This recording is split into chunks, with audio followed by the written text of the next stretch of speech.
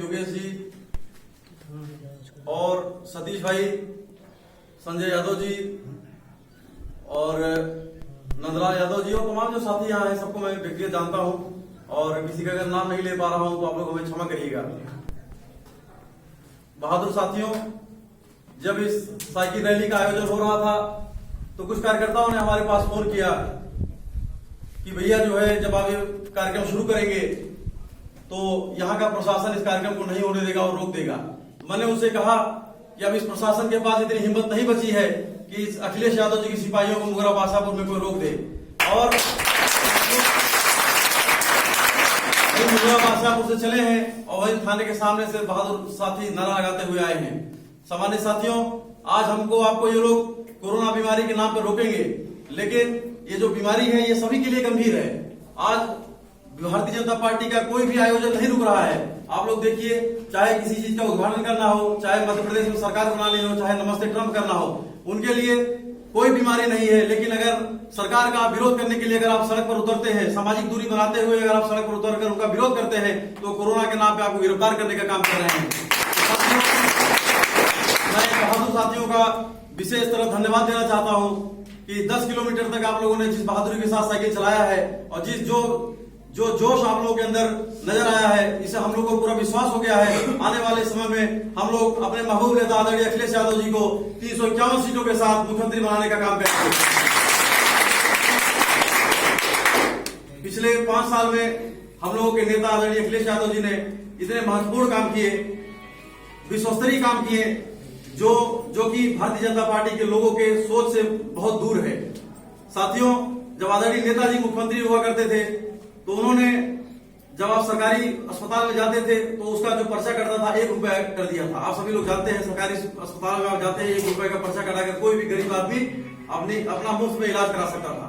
कितनी भी बड़ी गंभीर बीमारी हो उसका इलाज करा सकता था। लेकिन आज इस सरकार को आप देख सकते हैं, कोरोना के नाम पे इन्होंने 20 लाख करोड़ रुपए का बजट पास कर दिया है। एक कोरोना पॉजिटिव पाया जाता है कहीं से, उसको उठा के ले जाते हैं यहाँ पर जौनपुर में, उसको रखते हैं, 2 दिन बाद उसको छोड़ देंगे, कहेंगे तुमको कोरोना पॉजिटिव था, अब निगेटिव हो गया।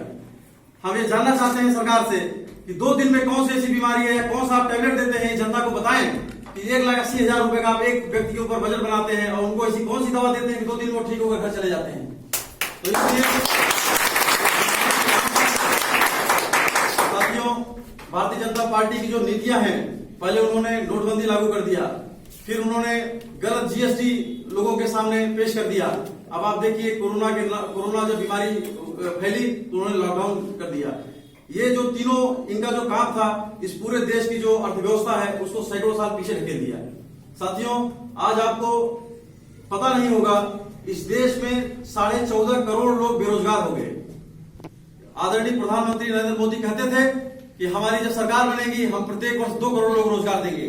साथियों, 2 करोड़ रोजगार तो नहीं दिया, लेकिन 14.5 करोड़ लोग इन्होंने बेरोजगार जरूर कर दिया। आज हमारा देश बहुत ही विषम परिस्थितियों में और संकट में घिर गया है। जो ये मौजूदा समय है, अगर इस मौजूदा समय से कोई निकाल सकता है हमें, तो दूरदर्शी नेता आदरणीय अखिलेश यादव जी ही निकाल सकते हैं। साथियों, जिस तरह से आप लोग पूरे मुगरा बासापुर विधानसभा में जो नौजवान साथी लगे हुए हैं, अगर आप लोग इसी तरह उत्साह से लगे रहेंगे तो शायद हम लोग बहुत पहले यहां से चुनाव 2002 से हारते चले आ रहे हैं। लेकिन साथियों, अगर आप लोग इसी तरह उत्साह और जोश के साथ घर घर गांव लगे रहेंगे तो मैं यकीन करता हूं कि अगली बार हम लोग मुगरा बादशाहपुर विधानसभा में बहुत बड़ी जीत होने जा रही है। मैं लगभग 1 महीने से समाजवादी पार्टी का आह्वान पत्र वितरण कार्यक्रम कर रहा हूं। डेली मैं कार्यक्रम किसी न किसी गांव में लगाया हुआ हूं। साथियों, जिस तरह से लोगों में आदरणीय अखिलेश यादव जी के प्रति उत्साह है, वो चाहते हैं कि, क्योंकि उनको आदित्यनाथ की ये जो चिलम और गांजा पीकर रात में मस्त हो जाने वाले मुख्यमंत्री हैं, ये हम लोग के लिए बहुत दुर्भाग्यपूर्ण है। साथियों, जब ये सरकार बदलेगी तो आप ये देखेंगे इनके घर से चिलम निकलेगा। इन्होंने हमारे नेता को जितना बदनाम करने की कोशिश किया है, लेकिन इनको पता नहीं है कि हम चंदन को जितना घिसेंगे वो चंदन हमेशा चंदन ही रहेगा। आप लोग चाहे अखिलेश यादव को जितना कमजोर करने की कोशिश करेंगे, अखिलेश जी ने पिछले 5 साल में इतना काम करा दिया है, आप चाहे इस पूरे देश में, चाहे पूरे प्रदेश में, आप चाहे जितना भगवा रंग आपकी सरकार है, भगवा रंग कलर करा दीजिए, लेकिन जो हमारे दिलों में, आपके दिलों में अखिलेश यादव जी का जो रंग है वो कभी मिटने वाला नहीं है। मैं बहुत लंबा भाषण नहीं दूंगा क्योंकि काफी लोग बोल चुके हैं और हम लोग जगह जगह आप लोगों से संवाद भी होता रहता है हम लोगों का। साथियों, जब ये सरकार बनी, पहले जब किसी गरीब के साथ अन्याय अत्याचार होता था, जब वो थाने में जाता था तो थानेदार और सिपाही उसको बेइज्जत करने का काम करते थे। आप सभी लोग यहाँ पर बैठे हुए हैं, आप लोग जानते हैं किसी गरीब की हैसियत नहीं थी कि वो जाकर थाने के अंदर अपना कदम रख के अपनी रिपोर्ट लिखा पाए। वो उसको चाहे कोई दबंग लोग मारते थे, पीटते थे, उसके साथ अत्याचार अन्याय करते थे, लेकिन उसकी हिम्मत नहीं पड़ती थी थाने में जाने की। लेकिन हम लोग के जो दूरदर्शी नेता है आदरणीय अखिलेश यादव जी ने डायल 100 का इंतजाम किया। अब किसी गरीब को वहां जाने की जरूरत नहीं है, आप फोन करिए, पुलिस आपके घर चली आएगी। अगर आप आपको कोई बीमारी होती है, आप कहीं एक्सीडेंट होता है, आप फोन करिए, एम्बुलेंस आपके घर आ जाएगी, वहां स्थल पर पहुंच जाएगी। ये व्यवस्था न किसी सरकार की सोच थी, न कोई इसको दे सकता था, लेकिन आज वो जो व्यवस्था अखिलेश यादव, पूर्व मुख्यमंत्री अखिलेश यादव जी ने दिया था, उसको चीलम और गजेड़ी बाबा जी सरकार ने सारे लोगों का नाम बदल दिया। लेकिन ये जो लोग हैं, ये जनता है, ये सब जानती है। आज जात के नाम पर आप देखिए इतना भेदभाव हो रहा है पूरे प्रदेश में। जात के नाम पर देखकर उनकी हत्याएं की जा रही है। आज आप देख सकते हैं ब्राह्मण समाज के लोगों की लगातार हत्याएं हो रही हैं। पिछले 1 महीने में लगभग सैकड़ों ब्राह्मण मार दिए गए इस प्रदेश में। तो जो ब्राह्मण इस भारतीय जनता पार्टी को वोट देकर सरकार बनाए थे, अब वो लोग हमारी तरफ देख रहे हैं। सामान्य साथियों, उनको हमको आप सबको साथ लेके चलना है।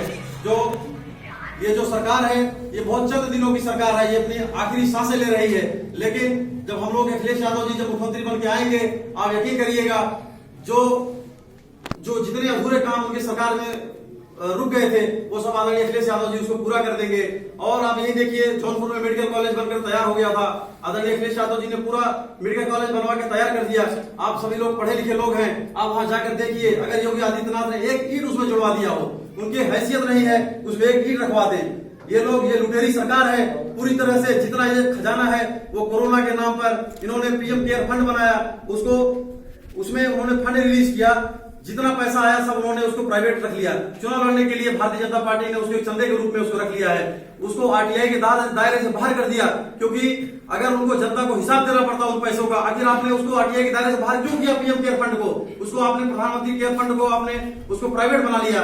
अभी आप देखिए, पहले इन्होंने बोला कि राम मंदिर का निर्माण होगा, हर घर से एक ईंट हम मंगवाएंगे और राम मंदिर में लगवाएंगे। साथियों, अब वहां पर उन्होंने अकाउंट नंबर रिलीज कर दिया है, बोल रहे हैं आप लोग 1000 से लेकर 1 करोड़ रुपए तक उसमें अनुदान कर सकते हैं। साथियों, इसलिए आप इनके भड़कावे मत आइएगा। ये लोग जाति और धर्म के नाम पर हमको आपको लड़ाने का काम करेंगे, लेकिन जो हम लोग के नेता हैं, उनकी जो सोच है, हमें उनके साथ चलना है, हमें उनके विचारों को घर घर तक पहुंचाना है।